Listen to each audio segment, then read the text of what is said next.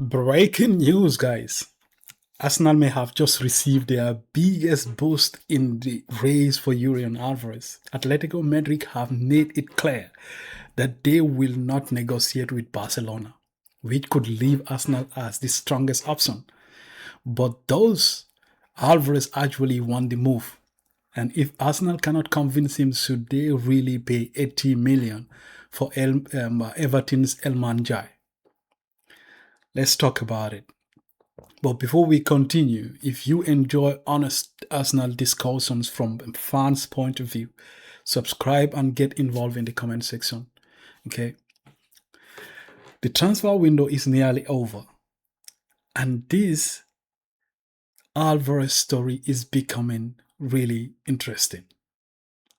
Atletico Madrid have publicly confirmed that they will not negotiate the sale of Julian Alvarez to Barcelona.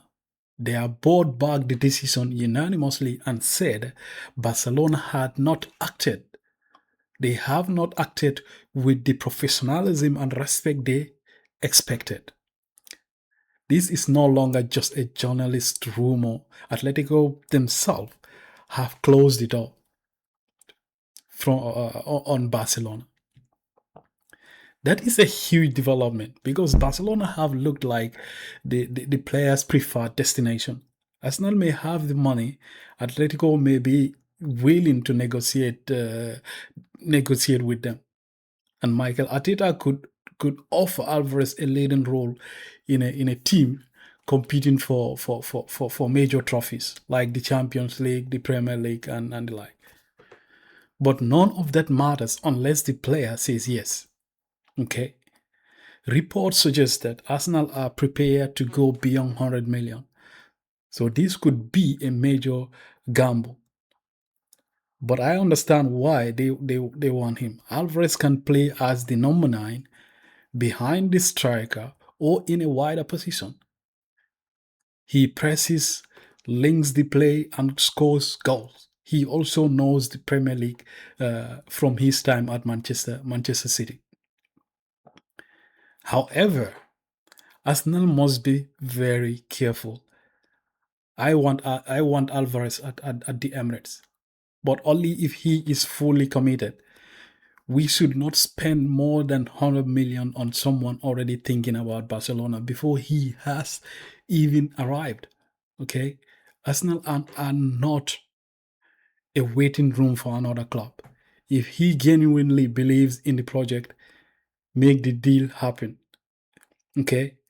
But if he remains set only on Barcelona, I think Arsenal should walk away. Okay. That brings us to Elmanjai. Reports claims that Arsenal and Manchester City are both interested in the Everton's forward, who is valued at around 80 million pounds. Njai is talented. He carries the ball well, beats defenders, plays across the front line, and creates chances in tight spaces. Okay, he also has Premier League experience. But 80 million, guys, is a huge amount of money. Njai recorded 6 goals in the last season and 3 assists in 32 league appearances. 32 league appearances in last season. I know statistics do not tell the entire story, but these numbers make the price difficult to justify. For 80 million, Arsenal should be getting someone who clearly improves the starting 11, not just another useful squad option. I don't think. I don't think 80 million is actually justified. Okay.